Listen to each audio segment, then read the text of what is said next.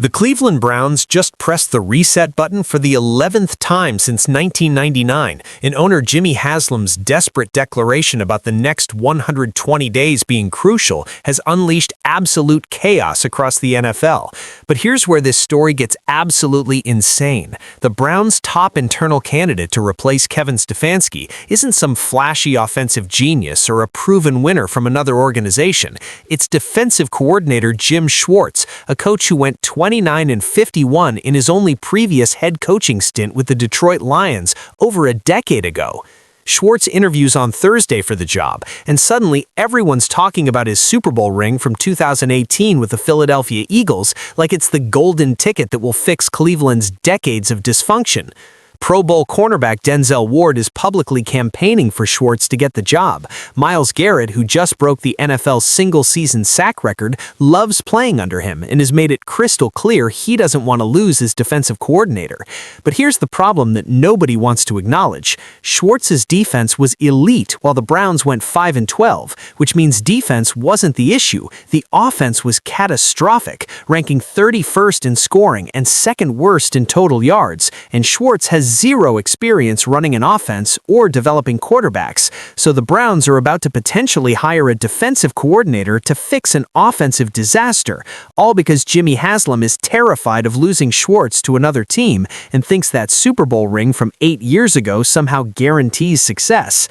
This is the most Cleveland Browns decision imaginable, and the chaos surrounding this coaching search is about to expose just how dysfunctional this organization really is. If you want every update on this wild coaching search and all the drama that's about to unfold, hit that subscribe button right now because the next 120 days are going to be absolutely insane. Let's start with Jimmy Haslam's declaration that set all of this madness in motion, because his comments on Black Monday after firing Kevin Stefanski revealed everything you need to know about the pressure and desperation driving Cleveland's decision-making. Haslam stood in front of local media at Cross Country Mortgage campus and admitted what everyone already knew but rarely hear owners say out loud. He said, "To win 8 games in 2 years is horrible. It's totally unacceptable, okay? It's not going to continue, okay? And I want the fans to know we are as frustrated as you are, and we hear a lot from our fans, which we actually appreciate. We have great fans. They're extremely passionate, and they deserve better than what they've got in the last 2 years."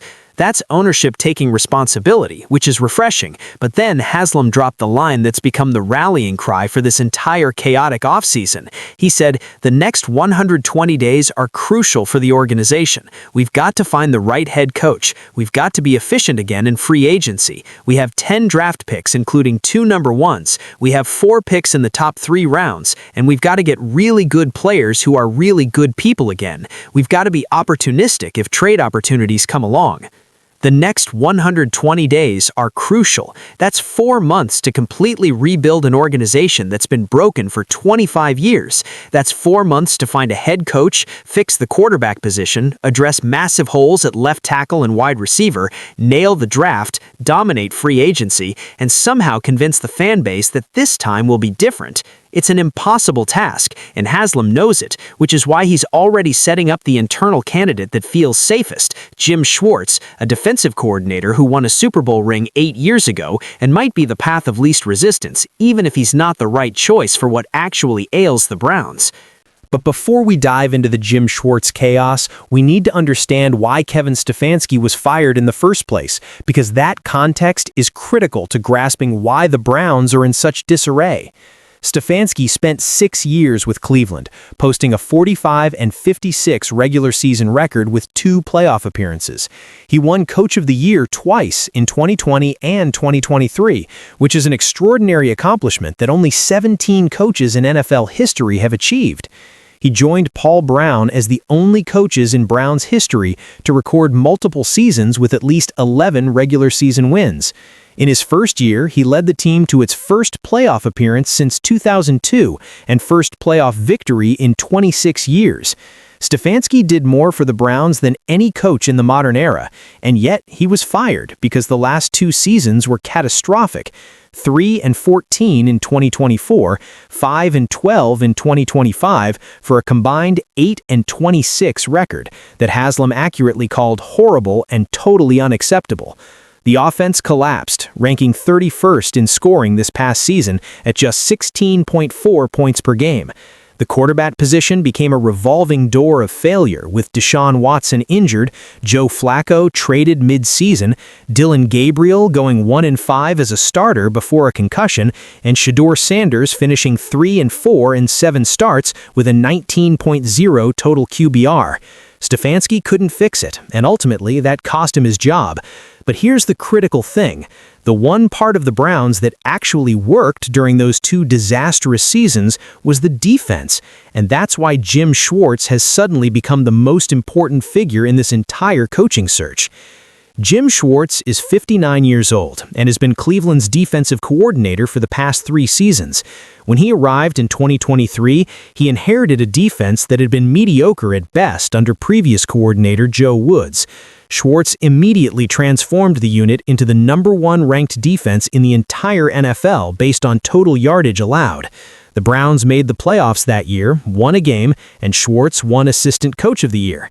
In 2024, despite the team going 3-14, the defense ranked 19th, which isn't elite but is respectable given the circumstances. And in 2025, even as the Browns spiraled to 5-12, Schwartz's defense ranked 4th in yards allowed at just 283.6 yards per game and 14th in points allowed. Myles Garrett, the Browns' franchise player and defensive end, set the NFL single-season sack record with 23 takedowns of opposing quarterbacks, shattering the previous record and cementing himself as one of the most dominant defensive players in the league. The defense was the only reason the Browns were remotely competitive in games, and Schwartz was the architect of that success. So when Jimmy Haslam and GM Andrew Berry sat down to discuss the coaching search, one of their first thoughts was, we cannot lose Jim Schwartz. If we don't promote him to head coach, another team will hire him away, and then we'll be starting over on defense too. That fear, that desperation to hold on to the one thing that's working is driving the Browns toward a decision that might not make any sense when you examine it objectively. Here's why the Jim Schwartz internal promotion feels like classic Cleveland Browns dysfunction. Schwartz has head coaching experience, but it's not good experience. He was the head coach of the Detroit Lions from 2009 to 2013, going 29-51 over 5 seasons with 1 playoff appearance. The Lions went 10-6 in 2011, made the postseason, and lost in the wildcard round. Every other year was a losing season, including 4-12 in 2012 and 7-9 in 2013 before the Lions fired him. That's a 36.4% win percentage as a head coach. For context, Kevin Stefanski, who just got fired, had a 44.6% win percentage with the Browns. So the Browns are considering replacing a coach with a better track record with a coach whose only previous head coaching experience was objectively worse. Yes, Schwartz has done other things since Detroit. He was defensive coordinator for the Buffalo Bills in 2014, where the defense ranked 4th in the NFL and the team went 9-7, their first winning record in 10 years. He then joined the Philadelphia Eagles as defensive coordinator from 2016 to 2020, and this is where the Super Bowl ring comes into play.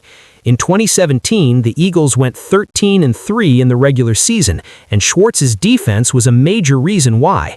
They ranked 4th in yards allowed and 12th in points allowed.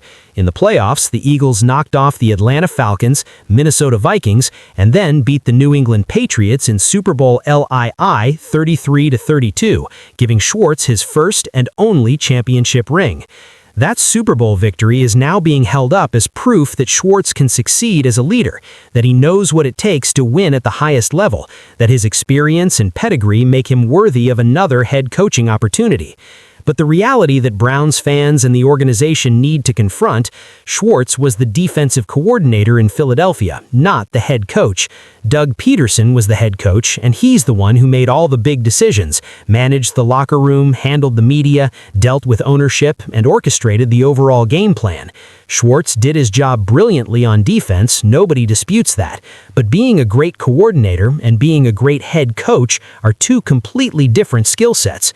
Schwartz tried being a head coach in Detroit and failed. He went 29-51.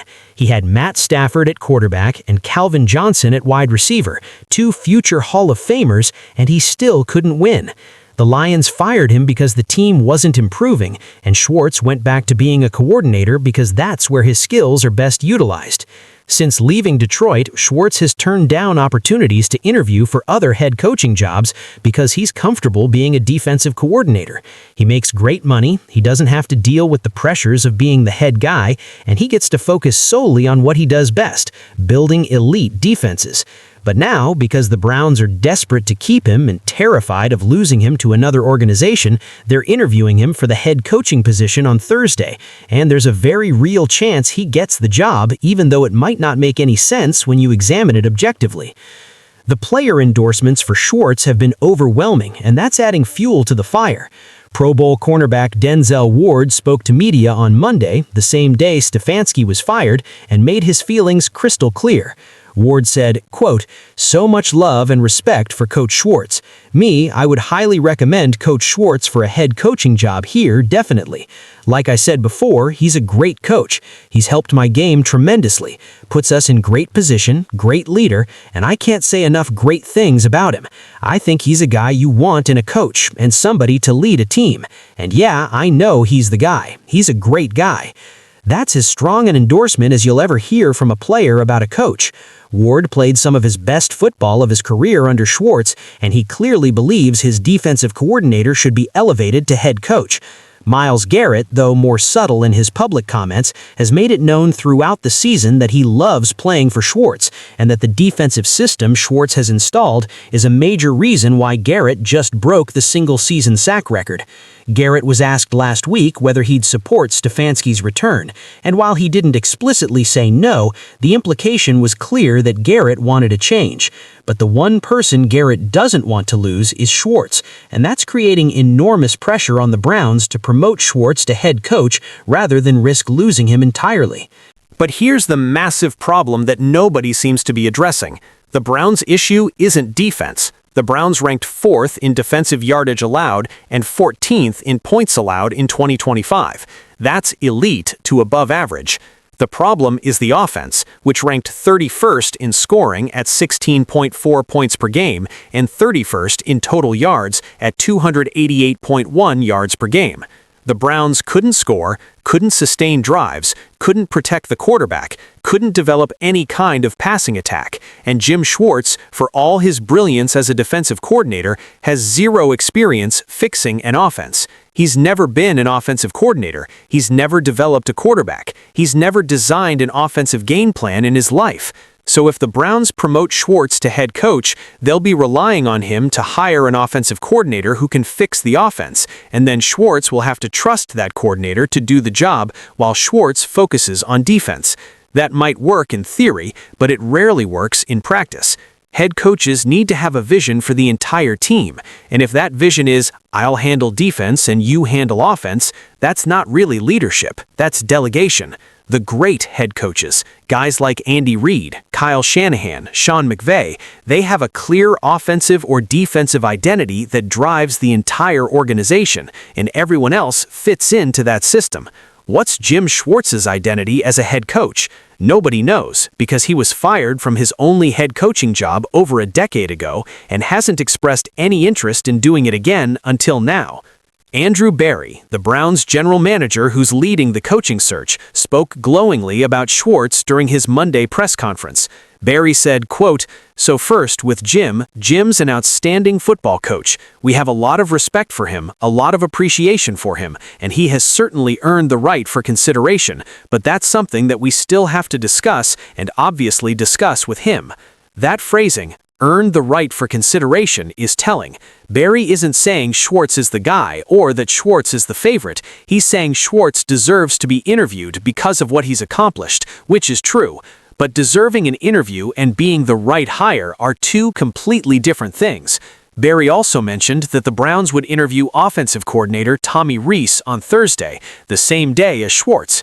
Rees is 32 years old, a former Notre Dame quarterback who served as the Fighting Irish offensive coordinator before joining Cleveland in 2023.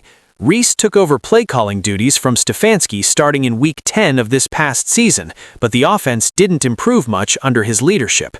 Rees is considered a rising star in coaching circles, but he's incredibly inexperienced and probably not ready to be an NFL head coach.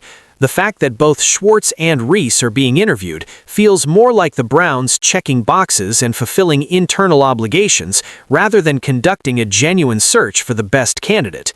The external candidates the Browns are pursuing tell a more complete story about what kind of coach they're actually looking for. The first known interview request went to Baltimore Ravens offensive coordinator Todd Monken, a coach Jimmy Haslam knows from the short-lived Freddie Kitchens era. Monken served as the Browns' offensive coordinator in 2019 under Kitchens and left for the Georgia Bulldogs after Kitchens was dismissed following one disastrous season. Monken has been the offensive coordinator for Lamar Jackson and the Ravens since 2023, and he's done an excellent job coordinating one of the league's most explosive offenses. Monken is about to turn 60 in February and hasn't been a head coach at the NFL level, though he did run Southern Mississippi's program over a decade ago. The seriousness of Monken's candidacy is questionable because his age and lack of recent head coaching experience make him feel more like a fallback option than a genuine top choice. The Browns have also requested permission to interview Seattle Seahawks defensive coordinator Aden Durde, a 46-year-old native of England who came to the NFL as a Cowboys coaching intern and has risen quickly through the ranks. Durde hasn't been a play caller at the NFL level yet, so he's probably a year or two away from being a serious head coaching candidate. The Browns are also reportedly interested in Cincinnati Bengals offensive coordinator Dan Pitcher, who's helped develop Joe Burrow into one of the league's elite quarterbacks. But the name that's generating the most buzz across the NFL isn't any of the coaches the Browns are interviewing. It's John Harbaugh, who was shockingly fired by the Ravens on Tuesday, January 7th, after 18 seasons with the organization. Harbaugh went 180-113 with the Ravens, made 12 playoff appearances, won 6 AFC North titles, and captured Super Bowl XLIV after the 2012 season. He's one of the most respected coaches in the entire NFL, and his sudden availability has created a feeding frenzy among teams searching for head coaches. Harbaugh has Ohio ties. He went to Miami of Ohio, and he's exactly the kind of established, proven winner that the Browns desperately need. If the Browns could hire John Harbaugh, it would be a home run, a statement that they're serious about winning and willing to go after the best available candidate regardless of cost or competition. But here's the problem. Harbaugh will have his pick of jobs. The New York Giants want him. The Tennessee Titans want him. The Atlanta Falcons want him. Why would Harbaugh choose the Cleveland Browns, a franchise that's fired 11 head coaches since 1999, that has no established quarterback, that's hamstrung financially by Deshaun Watson's contract, and that's owned by Jimmy Haslam, who has a reputation for meddling in football decisions? Harbaugh can be selective, and the Browns aren't exactly an attractive option compared to other vacancies around the league. And that's where the Jim Schwartz internal promotion starts to make sense from the Browns' perspective, even if it doesn't make sense from a football perspective. If the Browns can't land John Harbaugh or another top-tier external candidate, promoting Schwartz becomes the safe move. It keeps the defense intact, which is the only part of the team that's working. It satisfies the players, who clearly love Schwartz and want him to stay. It prevents another organization from poaching Schwartz and forcing the Browns to start over on defense with a new coordinator. And it gives the Browns the narrative of, we promoted from within, we're building continuity, we're rewarding success, all the buzzwords that sound good in press conferences, even if they don't translate to wins on Sundays. Schwartz would then hire an offensive coordinator, probably someone younger and more innovative who can fix the quarterback position and get the offense back on track. Names like Brian Daboll, who's likely to be fired by the Giants, or Kellen Moore, who's the Eagles' offensive coordinator, could be targets. Schwartz would focus on keeping the defense elite, while his offensive coordinator handles that side of the ball. It's a plan, it has logic behind it, but it's also the same kind of thinking that's kept the Browns mediocre for decades. Instead of swinging for the fences and trying to get the absolute best head coach available, they're settling for the safest internal option because they're scared of losing what they already have.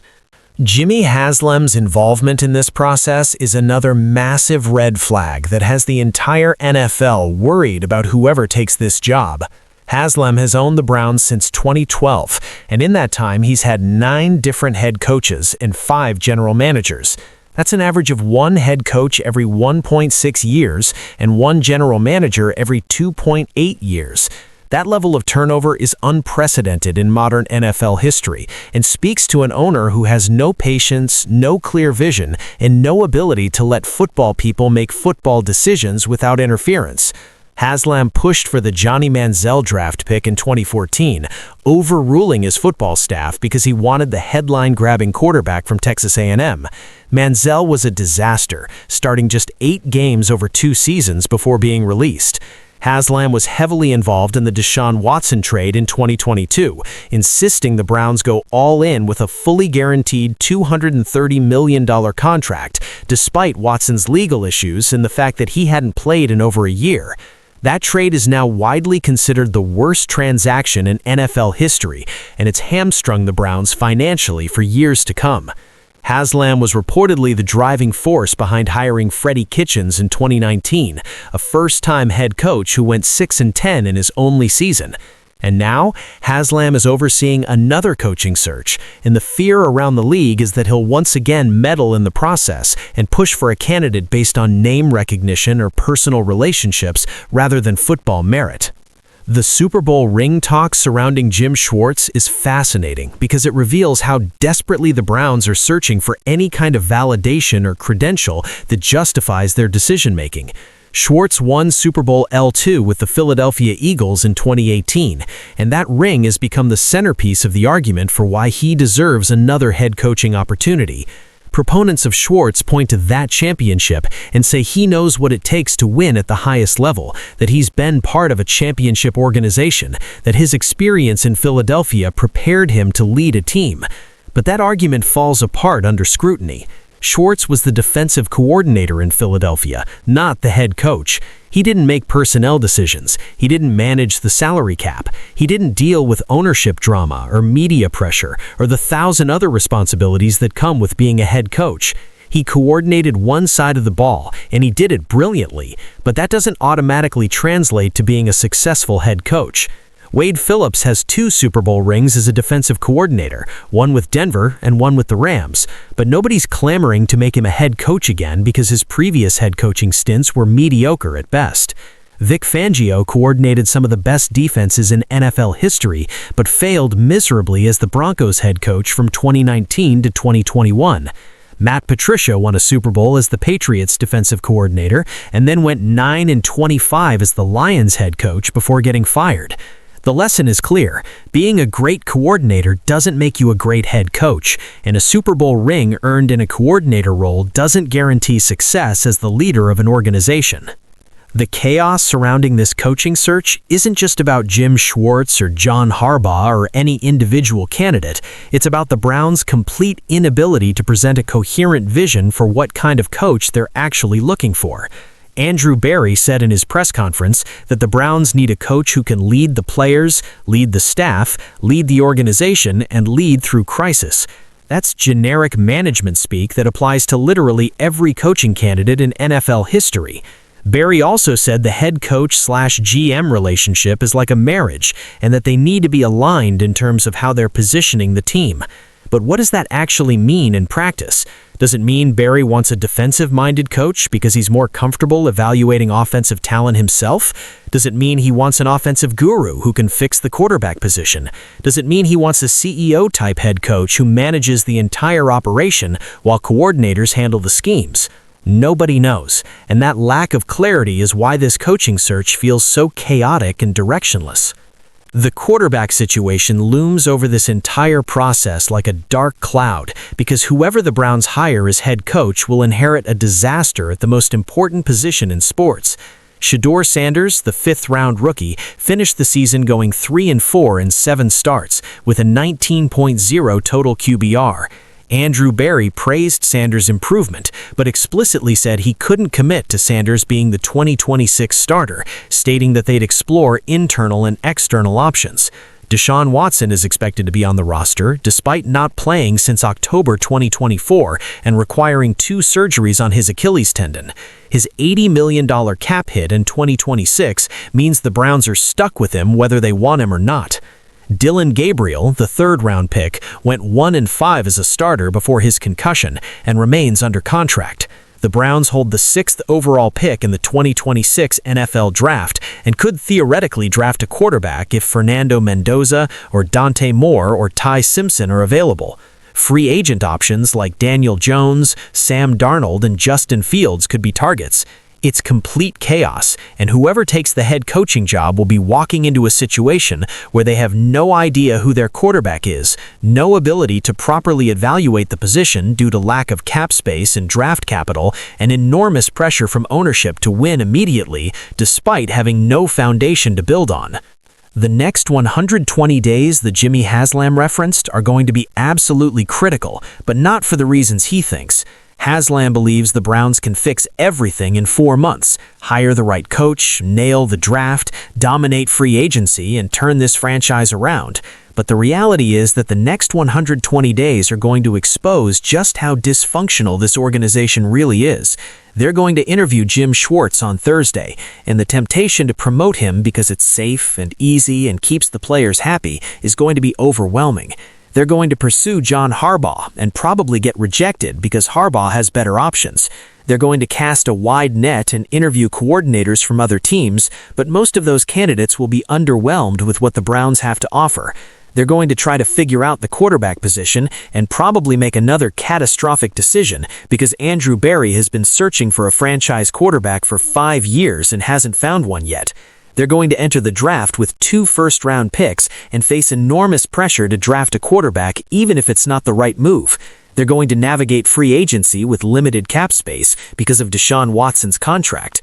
And through it all, Jimmy Haslam is going to be hovering over the process, making suggestions, pushing for his preferred candidates, creating the same kind of owner interference that's plagued the Browns for over a decade. Jim Schwartz is a great defensive coordinator. Nobody disputes that. His defenses in Tennessee, Buffalo, Philadelphia, and Cleveland have all been elite or above average. He won a Super Bowl ring with the Eagles. He's respected by players and coaches around the league. He's earned the right to be considered for head coaching opportunities. But that doesn't mean he's the right hire for the Cleveland Browns in 2026. The Browns don't need a defensive coordinator. They already have an elite defense. They need someone who can fix the offense, develop a quarterback, and create a sustainable winning culture. Schwartz's only previous head coaching experience was in Detroit, where he went 29-51 over 5 seasons. That's a losing record, and it's been over a decade since he had that job. The NFL has changed dramatically in that time. Offensive innovation has exploded. Quarterback development has become more sophisticated. The Browns need a forward-thinking offensive mind who can navigate the modern NFL, not a defensive-minded coach whose last head coaching stint was in 2013. But because the Browns are terrified of losing Schwartz to another team, because the players love him, because it feels safe, there's a very real possibility that Schwartz gets the job. And if he does, it will be the most Cleveland Browns decision imaginable, choosing comfort and familiarity over ambition and innovation, settling for a known quantity rather than swinging for a home run. The chaos isn't going to end with the coaching hire either. Once the Browns name their next head coach, that person will have to assemble a staff, figure out the quarterback situation, prepare for the draft, navigate free agency, and somehow convince the fan base that this time will be different. The pressure will be immense, the expectations will be sky high, and the margin for error will be non-existent. Jimmy Haslam has made it clear that 8 wins in 2 years is horrible and unacceptable, which means the new head coach will be on the hot seat from day one. If they don't show immediate improvements, if they don't at least make a playoff push, they'll be fired within 2 or 3 years, just like every other Browns coach since 1999. And then the cycle will start all over again. Another coaching search, another promise that this time will be different, another round of interviews and press conferences, and optimism that will inevitably give way to disappointment. The Super Bowl ring talk is a distraction, a way for the Browns to justify a decision that doesn't make sense when you examine it critically. Yes, Jim Schwartz has a Super Bowl ring. So do dozens of other coaches around the league, many of whom have proven they can't succeed as head coaches.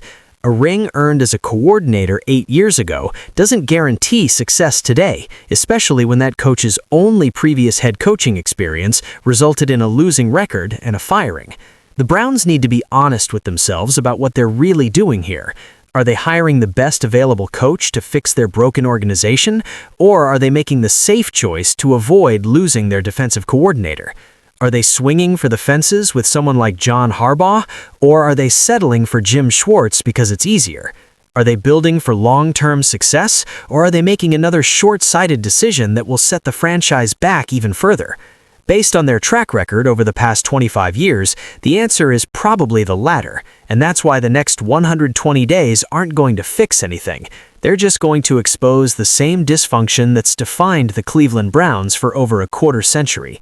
Jimmy Haslam signaling that the next 120 days are crucial was supposed to inspire confidence, but it's actually created more chaos.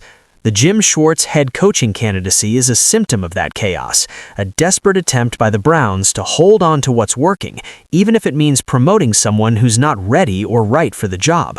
The Super Bowl ring from 2018 is being used as evidence that Schwartz deserves another shot, but rings don't fix broken offenses or develop quarterbacks or navigate owner interference. The Browns are about to make another decision that feels safe in the moment, but will haunt them for years to come. And the worst part is that everyone can see it coming. The players love Schwartz, the defense is elite, and promoting him keeps everything stable. But stability isn't the same as success, and the Cleveland Browns are about to learn that lesson the hard way. Again. This story is based on statements from Jimmy Haslam, Andrew Berry, Denzel Ward, and other Browns personnel during press conferences following Kevin Stefanski's firing. Information about Jim Schwartz's coaching history, the Browns' head coaching search, and potential candidates comes from reports by ESPN, NBC Sports, Mary Kay Cabot of Cleveland.com, and other NFL media sources. The Browns' coaching search is ongoing as of January 2026, with interviews scheduled to begin Thursday, January 8th.